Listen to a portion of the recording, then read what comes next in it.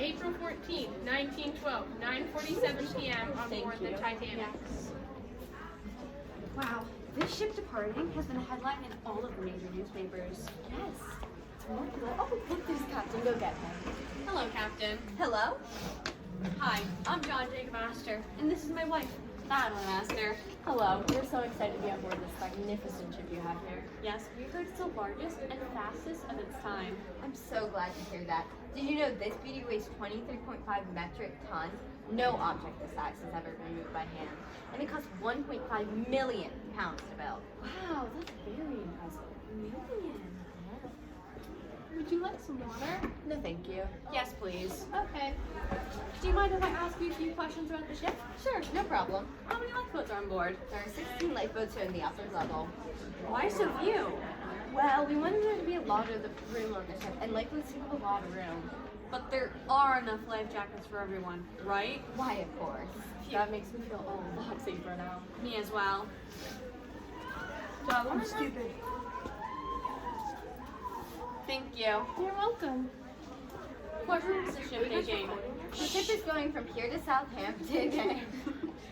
Southampton, Sherrisburg Cove, and then Halifax, and their final destination, New York City. I love New York City. About how many kilometers do you speculate the trip will be? About 758 kilometers. That sounds like it could take a while. How fast is the ship? It's 21 knots.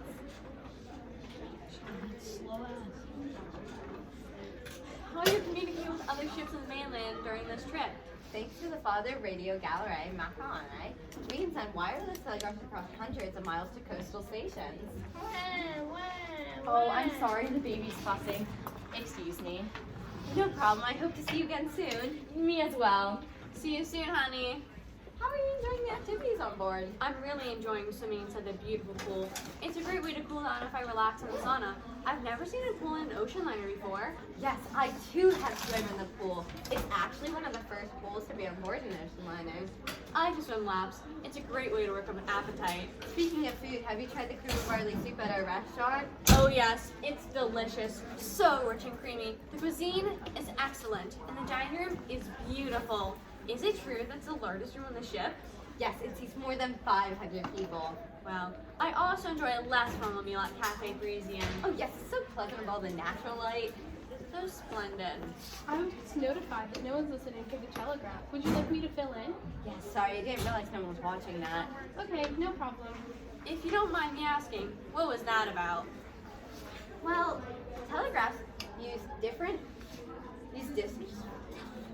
speeds of sound to send messages. And someone on the other side has the sheet to decode the message. It's the fastest way of communication. Wow. Want to go have a smoke? Sure, we have a great smoke room right over here.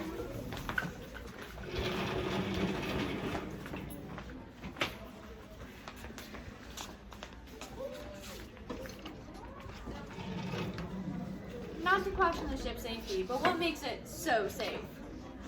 Well, we use state-of-the-art technology for this time. For example, we have watertight doors in the boiler rooms. And what do those do? Well, if water was ever to enter the ship, we could keep the ship afloat with 4 of the watertight compartments flooded. Wow. Excuse me, Captain. Please come with me. There are iceberg warnings. Sorry, have to cut this short. I have to go. It's okay. I need to go check on my wife anyway.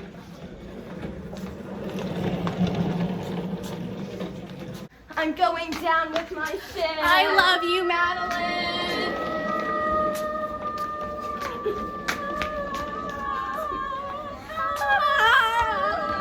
This journal was just found. It belonged to Madeline Astor. Let me read you a little bit so you can understand that frightful night. The day was April 20th, 1912. I just got on board the Carpathia. I was lucky enough to make it off with the other 1,712 crew and passengers. My husband was not so fortunate. An hour after the ship crashed, lifeboats were released. Women and children were instructed to leave first. Due to this, he didn't make it off. The Titanic sank after striking an iceberg at 11:40 p.m. on April 14th, 1912. The Carpathia picked up the lucky survivors at 3:30 a.m. The water was 31 degrees that night, It only took 40 minutes for people to die of hypothermia. I can still remember the night so vividly. You might be thinking, couldn't the watertight doors keep the ship afloat? Well, that night, many things went wrong in many different ways.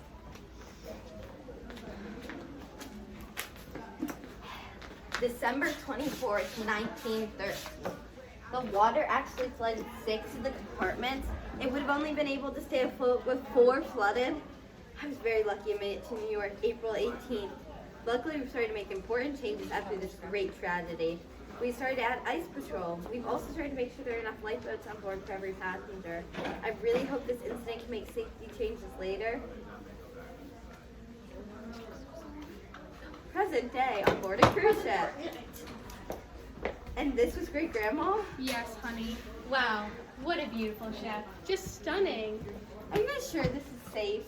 Yes, honey, it's completely safe. There have been many of laws passed since those days.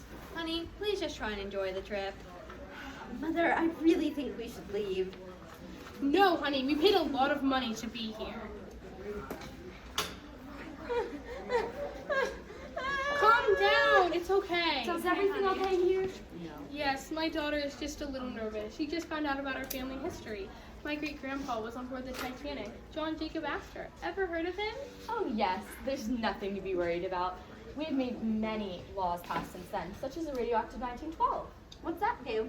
Oh, I've heard of that. Didn't that make ships have constant communication with the mainland and other ships? And all radio operators have to be licensed? Exactly, but then the Radioactive 1927 eventually replaced it. Are there any other laws that have been passed? Yes, like ice patrol. Sorry. What's ice patrol? What's that? Oh, ice patrol is when ships monitor the movement of icebergs in the sea. So it keeps passengers and the ship out of harm's way. Oh, yeah. Looks like I'm going into a Can we go doctor's by? office. Yeah. Go ahead. Thank you. Has anything else been changed? Well, they have gotten better ways to communicate with the mainland due to technology advances. Yes, and don't you also now have more and better quality lifeboats?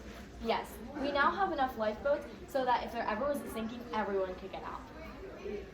I'll look up some more changes.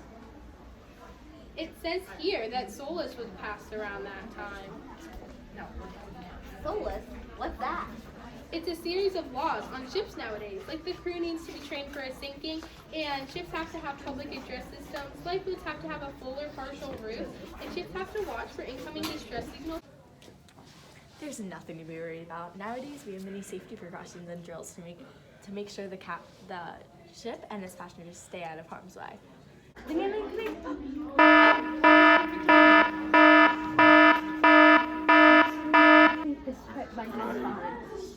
Yeah, go. Yep, you're good. Okay. You just finished it. Talk about perfect timing. Okay, we'd love to change now because I feel so uncomfortable. Probably out of dress code.